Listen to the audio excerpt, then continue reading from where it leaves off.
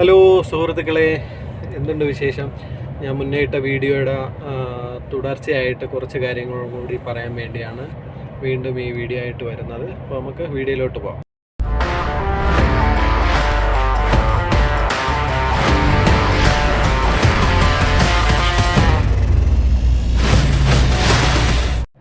എന്താണെന്ന് വെച്ച് കഴിഞ്ഞാൽ അതിൽ സാലറിയുടെ കാര്യം പറഞ്ഞിട്ടില്ലായിരുന്നു. ഇവിടെ വന്നു കഴിഞ്ഞാൽ നമുക്ക് എന്ത് സാലറിയാണ് കിട്ടുന്നത് എന്നുള്ളത്. ഇപ്പോൾ നിലവിൽ ഞാൻ വന്ന കമ്പനി എൽമക്സ് എന്നുള്ള കമ്പനിയിലാണ് വന്നത്. നമ്മൾ ഒരു 5-6 പേര് ഒരുമിച്ചാണ് വന്നത്. 1-2 ദിവസം ഇടവിട്ട് ആ ഒരു ഗ്യാപ്പിട്ടാണ് ഇവിടെ എത്തിയത്. ഒരുമിച്ചായിരുന്നു ട്രെയിനിങ് കാര്യങ്ങളെല്ലാം. അതിൽ 1-2 പേർക്ക് കോഡ് 95ൻ്റെ ക്ലാസ് ഉണ്ടായിരുന്നു. ബാക്കി നമ്മൾ 3-4 പേർക്ക് ഷോർട്ട് ക്ലാസ് മാത്രമേ ഉണ്ടായിരുന്നുള്ളൂ. അപ്പോൾ നമുക്കൊരു 35 ദിവസം കൊണ്ട് തന്നെ ജോലി കയറാൻ പറ്റി. ഇപ്പോൾ കോഡ് 95 ക്ലാസ് ഉള്ളവർക്ക് ഏകദേശം ഒരു 2 മാസം അടുപ്പിച്ച് ഈ ക്ലാസ് 21 ദിവസം ക്ലാസ്സാണ്. അത് കഴിഞ്ഞ് അത് എക്സാം പാസ്സായതിനു ശേഷം ആ കോഡ് 95 കിട്ടിയതിന് ശേഷമാണ് ബാക്കിയുള്ള കാര്യങ്ങളെല്ലാം നടക്കുന്നത്. ടാക്കോ കാർഡിൻ്റെതും റെഡ് പേപ്പറും അങ്ങനെയുള്ള ബാക്കിയുള്ള പേപ്പറെല്ലാം ക്ലിയർ ആയതിനു ശേഷമാണ് വണ്ടിയിൽ ഒരു ഡ്രൈവറെ കൂടെ വിടുന്നത്. ട്രെയിനിങ് പീരീഡിൽ പകുതി സാലറി കാണുള്ളൂ. അത് കഴിഞ്ഞ് ഫുൾ സാലറി കിട്ടും. 1500 യൂറോയാണ് ബേസിക്കായിട്ട് പറയുന്നത്. അപ്പോൾ ഈ 1500 യൂറോ ബേസിക്കായിട്ട് പറയുന്നുണ്ടെങ്കിൽ നമുക്ക് അതിന് മേലിൽ സാലറി ഇവിടെ നിന്ന് കിട്ടുന്നുണ്ട്. എന്ന് വെച്ച് കഴിഞ്ഞാൽ ഇവിടെ SDS മൈലേജ് അങ്ങനെയുള്ള കുറച്ച് കാര്യങ്ങളൊക്കെ ഉണ്ട്. അതെല്ലാം നമ്മൾ ഫോളോ അപ്പ് ചെയ്ത് കറക്റ്റായിട്ട് വണ്ടി ഓടിച്ച് ടൈമിങ്ങിനൊക്കെ നമ്മൾ ഡെലിവറി നടത്തണമെന്നുണ്ടെങ്കിൽ അവരെന്ത് ചെയ്യും, നമുക്ക് സാലറി കൂട്ടിത്തരും, കൂടുതലായിട്ട് കിട്ടും. പക്ഷേ നമുക്ക് ഈ പറഞ്ഞ 1500-ൽ കുറവ് വന്നാൽ മാത്രമേ നമുക്ക് എന്താ ചെയ്യാൻ പറ്റുള്ളൂ, കമ്പനിയിലായിരുന്നാലും ചോദിക്കാൻ പറ്റുള്ളൂ. അതിൽ കൂടുതൽ വന്നു കഴിഞ്ഞാൽ ബോണസായിട്ട് കരുതിയാൽ മാത്രം മതി. കാര്യം നമ്മൾ ഒരു എക്സ്പീരിയൻസ് ആയി കഴിഞ്ഞതിന് ശേഷം നമുക്ക് പിന്നെ വേണമെങ്കിൽ ചോദിക്കാം, നമുക്ക് ഈ സാലറി പോരാ, ഇത്ര കൂടുതൽ വേണം എന്നും ആഗ്രഹമുള്ളവർക്ക് ചോദിക്കാം, ഇല്ലാത്തവർക്ക് ചോദിക്കേണ്ട എന്നാണ് എൻ്റെ ഒരു അഭിപ്രായം പറഞ്ഞതാണ്. അപ്പോൾ അതാണ് സാലറി ഡീറ്റെയിൽസ്. പിന്നെ ഞാൻ നേരത്തെ ഇട്ട വീഡിയോയിൽ പറയാൻ വിട്ടുപോയി, നമ്മൾ ഈ 4.5 ലക്ഷം കൊടുക്കുന്നതിൽ 50,000 രൂപ ആദ്യം കൊടുത്തു കഴിഞ്ഞാൽ വിസ അടിച്ച് കൈ കിട്ടിയാൽ മാത്രം ബാക്കി എമൗണ്ട് കൊടുത്താൽ മതി. ബാക്കി 4 ലക്ഷം രൂപ അവർക്ക് കൊടുത്താൽ മതി. അങ്ങനെ ഒരു ഇതുണ്ട് കേട്ടോ. അല്ലാണ്ട് വർക്ക് പെർമിറ്റ് വന്നു കഴിഞ്ഞാൽ അടുത്ത 1 ലക്ഷമോ അല്ലെങ്കിൽ അതിൻ്റെ പകുതി പേയ്മെൻറ്റ് നടത്തണമെന്നോ അങ്ങനെയൊന്നും പറയത്തില്ല.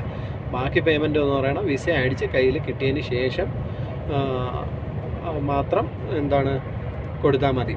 അപ്പോൾ ഞാൻ ഇപ്പോഴും പറയുന്നു, ഞാൻ ഈ വീഡിയോ ചെയ്യുന്നതുകൊണ്ട് ഇതിൻ്റെ റിസ്ക് ഒന്നും ഞാൻ ഏറ്റെടുക്കത്തില്ല. ഞാൻ വന്ന ഏജൻസിയുടെ നമ്പർ തരുന്നു എന്നുള്ളതേ ഉള്ളൂ. പിന്നെ വേറെ നിങ്ങൾ ഞാൻ ഇപ്പോൾ തരുന്ന നമ്പർ നിങ്ങൾക്ക് ജെനുവിനായിട്ട് തോന്നിയില്ല എന്നുണ്ടെങ്കിൽ നിങ്ങൾ അങ്ങ് വിട്ടേക്കണം. അതല്ല ഞാൻ ഇനി ഒരു കമൻറ്റിൽ ഒരു ചേട്ടൻ പറഞ്ഞു ഞാൻ ഏജൻസിയുടെ നമ്പരല്ല, ഞാൻ ഒരു വ്യക്തിയുടെ നമ്പറാണ് കൊടുത്തത് എന്നുള്ള രീതിയിൽ കമൻറ്റ് ഇട്ടിട്ടുണ്ട്. അപ്പോൾ ഞാൻ വന്ന ഏജൻസി എന്ന് പറയാൻ ചിലപ്പോൾ അത് പുള്ളി ഒരു വ്യക്തിയായിരിക്കാം. ഞാൻ അതൊന്നും തിരക്കാനോ ഒന്നിനും പോയിട്ടൊന്നുമില്ല. കൊടുത്തു, കിട്ടി, ഇങ്ങെത്തി, അത്രയേ ഞാൻ ഉദ്ദേശിച്ചുള്ളൂ. അപ്പോൾ നിങ്ങളും അതുപോലെ ഫോൺ വിളിക്കുക. നിങ്ങൾക്ക് താല്പര്യം ഉണ്ടെങ്കിൽ നിങ്ങൾ നിർബന്ധമായിട്ട് നാളെ കൊണ്ട് കൊടുക്കണമെന്നല്ല ഞാൻ പറയുന്നത്. നിങ്ങൾക്ക് താല്പര്യം ഉണ്ടെങ്കിൽ ആർക്കെങ്കിലും ഉപകാരപ്പെടട്ടെ എന്ന് വിചാരിച്ചിട്ടാണ് ഞാൻ ഈ വീഡിയോ ചെയ്യുന്നത്. ഇഷ്ടംപോലെ പേര് ഉപകാരപ്പെട്ടിട്ടുണ്ടെന്നും ഞാൻ വിശ്വസിക്കുന്നു. ഞാൻ എല്ലാവർക്കും മറുപടിയും കൊടുക്കുന്നുണ്ട്. അപ്പോൾ ഞാൻ തരുന്ന നമ്പറിൽ നിങ്ങൾ നിർബന്ധമായും കൊടുക്കണം എന്ന് ഞാൻ ഒരിക്കലും പറയൂല. നിങ്ങൾ റിസ്ക് എടുത്ത് നിങ്ങൾക്ക് താല്പര്യം ഉണ്ടെങ്കിൽ മാത്രമേ അത് ചെയ്യാൻ പാടുള്ളൂ.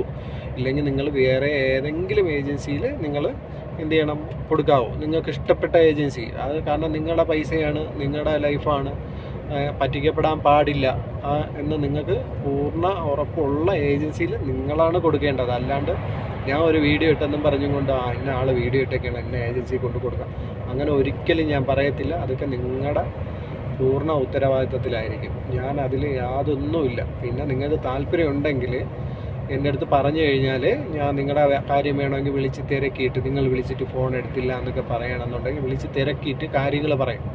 ഇനി ഞാനും വിളിച്ചിട്ട് ഫോൺ എടുത്തില്ല എന്നുണ്ടെങ്കിൽ എനിക്ക് മറുപടി ഞാനും വിളിച്ചിട്ട് ഫോൺ എടുക്കുന്നില്ല എന്ന് പറയാനേ എനിക്കും പറ്റത്തുള്ളൂ. പക്ഷേ ഞാൻ വിളിച്ച് കഴിഞ്ഞാൽ ഫോൺ എടുക്കുമെന്ന് എനിക്ക് നല്ല ഉറപ്പുണ്ട്. കാരണം അതുകൊണ്ടാണല്ലോ ഞാൻ, അല്ലെങ്കിൽ എന്തിനാണ് ഞാൻ പുള്ളിക്ക് വേണ്ടി ഞാൻ വീഡിയോ ചെയ്യുന്നത്. ഓപ്പണായിട്ട് ഞാൻ നമ്പർ ഇടാത്തത് അത് പല പ്രശ്നങ്ങളിലോട്ടും പോകുമെന്നുള്ളത് കൊണ്ടാണ്.